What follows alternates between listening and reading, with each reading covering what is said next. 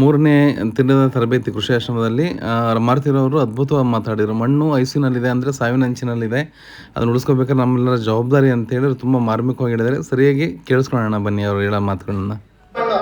ನಿಮ್ಮ ಪರೀಕ್ಷೆ ರಚನೆ ಬದಲಾವಣೆ ಹೇಗಾಗುತ್ತೆ? ನೀವು ಕೆಮಿಕಲ್ ಫಾರ್ಮಿಂಗ್ ಮಾಡ್ತಿರ್ತೀರಾ, ರಾಸಾಯನಿಕ ಕೃಷಿ ಮಾಡ್ತಿರ್ತೀರಾ. ರಾಸಾಯನಿಕ ಕೃಷಿಯಿಂದ ನೈಸರ್ಗಿಕ ಕೃಷಿಗೆ, ಸಾವಯವ ಕೃಷಿಗೆ ಬಂದಾಗ ಮಣ್ಣಿನ ರಚನೆ ಬದಲಾವಣೆ ಆಗಬೇಕು. ನಮ್ಮ ಮಣ್ಣು ಏನು ಕೊಡಲ್ಲ, ಬೆಳೆನೇ ಕೊಡಲ್ಲ ಅಂತ ಹೇಳ್ತಾರೆ. ನೈಸರ್ಗಿಕ ಕೃಷಿಗೆ ಪರಿವರ್ತನೆ ಆದಾಗ ಅದು ಏನಕ್ಕಾಗಿಲ್ಲ ಅಂತ ಚೆಕ್ ಮಾಡೋದು ಸಿಂಪಲ್ ಮೆಥಡ್. ಅರ್ಧ ಬಾಟಲ್ ಮಣ್ಣನ್ನು ತುಂಬಿ ಇದರಲ್ಲಿ 3/4 ಬಾಟಲ್ ನೀರ್ ಹಾಕಿ ಇವ್ರು ನೀರ್ ಹಾಕ್ತಾರೆ, ಚಂದ್ರಶೇಖರ್ ಅವರು ನೀರ್ ಹಾಕ್ತಾರೆ. 3/4 ಬಾಟಲ್ ನೀರ್ ಹಾಕಿ ಚೆನ್ನಾಗಿ ಕುಲ್ಪಿ, ಅಂದ್ರೆ ಮಿಕ್ಸ್ ಆಗ್ಬೇಕು. ಮಿಕ್ಸ್ ಆಗಿ 2-3 ಗಂಟೆ ಅಥವಾ 24 ಗಂಟೆ ಇಟ್ಟಾಗ ಅದೆಲ್ಲ ಸೆಟ್ಲ್ ಆಗುತ್ತೆ. ಮಣ್ಣಿನ ರಚನೆ ಹೇಗಿರುತ್ತೆ ಅಂದ್ರೆ,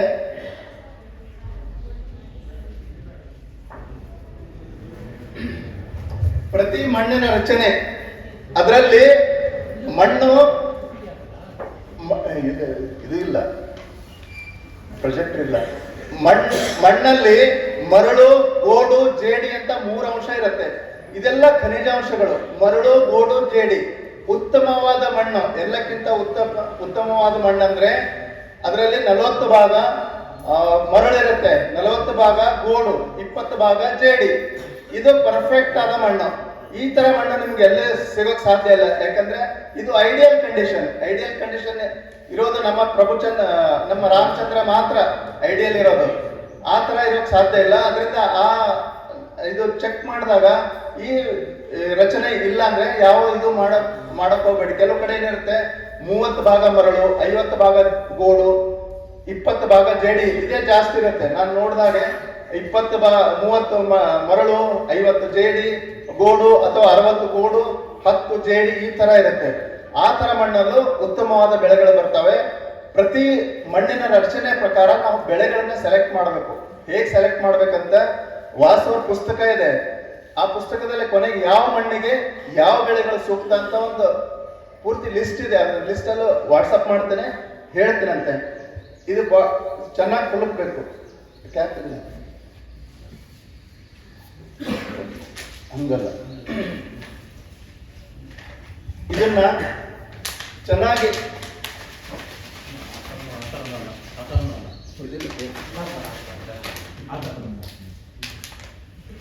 ವಾಸವ್ರ ಜೊತೆ ಇದ್ದು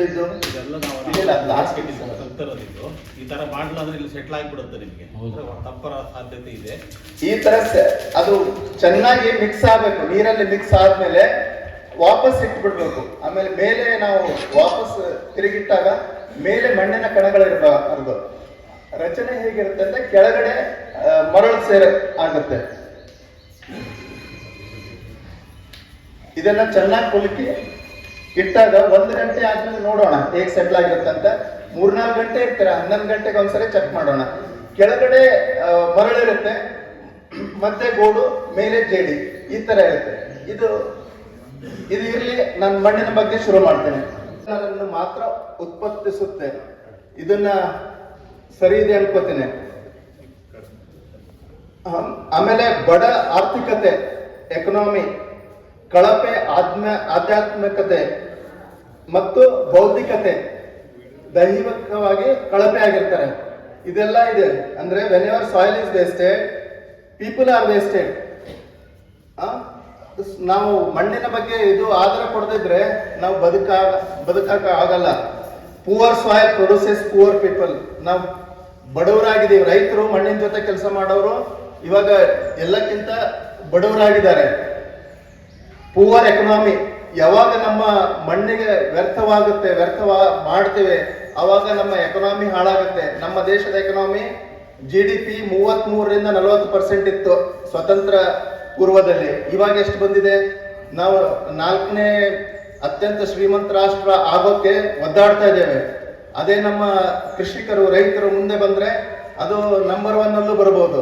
ಯಾಕಂದ್ರೆ ಇವಾಗ ಎಕನಾಮಿ ಹಣದಿಂದ ಅಳೆಯೋಕ್ಕಾಗಲ್ಲ. 5-6 ವರ್ಷ ಆದ್ಮೇಲೆ ನಮ್ಮಲ್ಲಿರೋ ಆಹಾರದಿಂದ ಅಳಿಬೇಕಾಗುತ್ತೆ. ಆಮೇಲೆ ಸ್ಪಿರಿಚುಯಾಲಿಟಿ ನಮಗೆ ಹೋಗ್ಬಿಟ್ಟಿದೆ.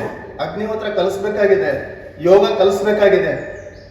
ಇದೇ ಸ್ಪಿರಿಚುಯಾಲಿಟಿ. ಅಗ್ನಿಹೋತ್ರ ಕಲಿಸೋ ಅವಶ್ಯಕತೆ ಇರಲಿಲ್ಲ, ಅದ್ರ ಬಗ್ಗೆ ಮಾತಾಡೋ ಅವಶ್ಯಕತೆ ಇರಲಿಲ್ಲ. ನಮ್ಮ ಮನೆಯಲ್ಲಿ ಎಲ್ಲರೂ ಮಾಡಬೇಕಾಗಿತ್ತು, ಅದನ್ನ ಮಾಡ್ತಾ ಇಲ್ಲ. ಅಗ್ನಿಹೋತ್ರದ ಎಫೆಕ್ಟ್ ಏನಿದೆ ಅಂತ ಇಂಟೆಲೆಕ್ಚುಯಾಲಿಟಿ ನಮ್ಮ ಇದು ಕಮ್ಮಿ ಆಗಿದೆ. ರೈತರಿಗೆ 64-68 ವಿದ್ಯೆಗಳಿತ್ತಂತೆ. ಎಲ್ಲ ಪ್ರಕಾರ ಬೀಜಗಳು, ಮತ್ತೆ ಮಳೆ ಯಾವಾಗ ಬರುತ್ತೆ, ಬೀಜ ಸಂಗ್ರಹಣೆ ಮಾಡೋದು ಹೇಗೆ, ಯಾವಾಗ ಸಂಗ್ರಹಣೆ ಮಾಡಬೇಕು, ಹೇಗಿಡಬೇಕು, ಎಷ್ಟು ವರ್ಷ ಬಾಳುತ್ತೆ, ಅದ್ರದ್ದು ಮೊಳಕೆ ಯಾವಾಗ ಬರುತ್ತೆ, ಯಾವಾಗ ನಾವು ಬಿತ್ತನೆ ಮಾಡಬೇಕು, ಆ ಥರದ್ದು ಬೇರೆ ಬೇರೆ 64 ವಿದ್ಯೆಗಳು ರೈತರ ಹತ್ರ ಇತ್ತು. ಅದೆಲ್ಲ ಹೋಗಿದೆ, ನಮಗೇನಿಲ್ಲ. ಮಳೆ ಬರುತ್ತೆ ಅಂದ್ರೆ ಹೋಗೋದು, ಗೊಬ್ಬರ ತರೋದು, ಬೀಜ ತರೋದು, ಬಿತ್ತನೆ ಮಾಡಿಬಿಡೋದು. ಆಮೇಲೆ ಮುಂದಿನ ಕೆಲಸ ನಾವು ಮಾಡಲ್ಲ, ಅದು ಟ್ರ್ಯಾಕ್ಟರ್ ಮಾಡುತ್ತೆ, ಮಷಿನರಿ ಹೋಗ್ಬಿಡ್ತೇವೆ. ಆಮೇಲೆ ಕೆಲಸದವರು ಮತ್ತೆ ಪೂರ್ ಫಿಸಿಕಲಿ ನಾವು ನಿನ್ನೆ ಹೇಳಿದ್ರಲ್ಲ, ನಾವು ಮುಂಚೆ 100 kg ಬ್ಯಾಗ್ ಎತ್ತಿದ್ರು, 50 kg ಬಂತು, 25 kg ಆಯ್ತು, ಮುಂದೆ 10 kg ಆಗುತ್ತೆ. ಇದನ್ನ ಅಮೆರಿಕದ ಒಬ್ಬ ಜಾರ್ಜ್ ವಾಷಿಂಗ್ಟನ್ ಅಂತ ರೈತರು ಅವ್ರು ಹೇಳಿದ್ದು. ನಾವು ಮಣ್ಣು ಅಂದ್ರೆ ಜೀವಂತ ಮಣ್ಣು ಅಂತೇವೆ. ಅದು ಮಣ್ಣಿನ ರಚನೆ ಅದು ಆಯ್ತು. ಮರಳು, ಗೋಡು, ಜೇಡಿ ಅದು ನಮ್ಮ ಮಿನರಲ್ ಮ್ಯಾಟರ್ ಅಂದ್ರೆ ಖನಿಜಾಂಶ. ಅದು ಎಷ್ಟಿರ್ಬೇಕು ನಮ್ಮ ನಮ್ಮ ಹೊಲ ತೋಟಗಳ ಮಣ್ಣಲ್ಲಿ 45 ಭಾಗ ಮಾತ್ರ ಆ ಮಣ್ಣಿರಬೇಕು. 45 ಭಾಗ ಮಾತ್ರ ಮಣ್ಣಿರಬೇಕು. ಉಳಿದ ಭಾಗ 50 ಭಾಗ ಅದರಲ್ಲಿ ಮಾಯಿಶ್ಚರ್ ಅಂತ ಹೇಳ್ತೇವೆ, ತೇವಾಂಶ, ಅದು ಇರಬೇಕು. ತೇವಾಂಶ ಅಂದ್ರೆ ನೀರು ಮತ್ತೆ ಗಾಳಿ. 25 ಭಾಗ ನೀರು, 25 ಭಾಗ ಗಾಳಿ. ಆಮೇಲೆ 5 ಭಾಗ ಸಾವಯವ ಅಂಶ ಇರಬೇಕು. ನಾವು ಏನೇನು ಬೆಳೆ ಬೆಳಿತೇವೆ, ಬೆಳೆ ಪಳವೆಕೆಗಳು ನಮ್ಮ ಭೂಮಿಯಲ್ಲಿ ಇರಬೇಕು, ಅವಾಗಲೇ ಉತ್ತಮವಾದ ಮಣ್ಣು. ಕಮ್ಮಿ ಅಂದ್ರೆ 5% ಆದ್ರೂ ನಮ್ಮ ಸಾವಯವ ಅಂಶ ನಮ್ಮ ಭೂಮಿಯಲ್ಲಿ ಇರಬೇಕು. ನಾವು ಮಣ್ಣನ್ನು ತೆಗೆದಾಗ ನಮಗೆ ಕಸ ಕಡ್ಡಿ ಅಂತ ಏನ್ ಹೇಳ್ತೀವಲ್ಲ, ಕಸ ಕಡ್ಡಿ ಅಲ್ಲ, ಅದು ಸಾವಯವ ಅಂಶ. ಅದಕ್ಕೆ ಆಹಾರ, ಒಳಗಡೆ ಜೀವಿಗಳಿರ್ತವೆ, ಅದಕ್ಕೆ ಆಹಾರ. ಆಮೇಲೆ ತೇವಾಂಶ ಇರಬೇಕು, ಕೆಸರಿರಬಾರ್ದು ಅಥವಾ ಪೂರ್ತಿ ಡ್ರೈ ಆಗಿರಬಾರ್ದು. ಡ್ರೈ ಆಗಿದ್ರೆ ಅದು ಧೂಳಿನ ತರ ಇರುತ್ತೆ. ಮಣ್ಣು ಮತ್ತೆ ಧೂಳಿನ ವ್ಯತ್ಯಾಸ ಹೀಗೆ. ಅದು ಮಣ್ಣು ಅಂದ್ರೆ ಬರೀ ಮಿನರಲ್ ಮ್ಯಾಟರ್ ಇರುತ್ತೆ. ನಾವು ತೆಗೆದಾಗ ಧೂಳಿಂದ ಮೇಲೆ ಬಿಟ್ಟಾಗ, ಧೂಳಾದ್ರೆ ಇದು ಮೇಲಿಂದ ಬಿಟ್ಟಾಗ ಧೂಳು ಬೀಳಬಾರ್ದು, ಧೂಳಿರಬಾರ್ದು.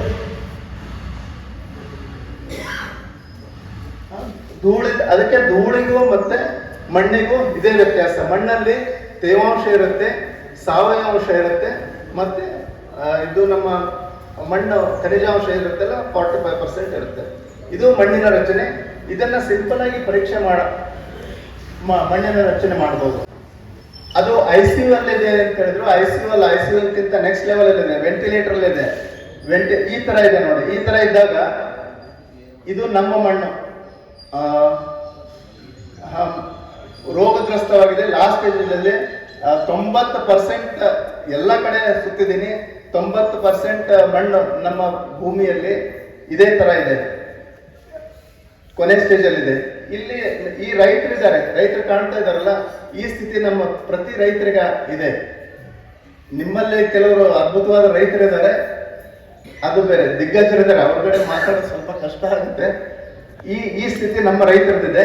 ಈ ಸ್ಥಿತಿ ನಮ್ಮ ವಿಜ್ಞಾನಿಗಳಂತ ಕರಿತೇವೆ, ಮತ್ತೆ ಈ ಗೊಬ್ಬರ ಮಾಡೋ ಫ್ಯಾಕ್ಟ್ರಿ ಓನರ್ಸ್, ಅವ್ರದ್ದು ಈ ಸ್ಥಿತಿ. ಖುಷಿಯಾಗಿದ್ದಾರೆ. ನಮ್ಮ ಪರಿಸ್ಥಿತಿ ಇದು ಆಗಿದೆ. ಇದನ್ನ ಬದಲಾವಣೆ ಮಾಡಬೇಕು. ಬದಲಾವಣೆ ಹೇಗೆ ಮಾಡಬೇಕು?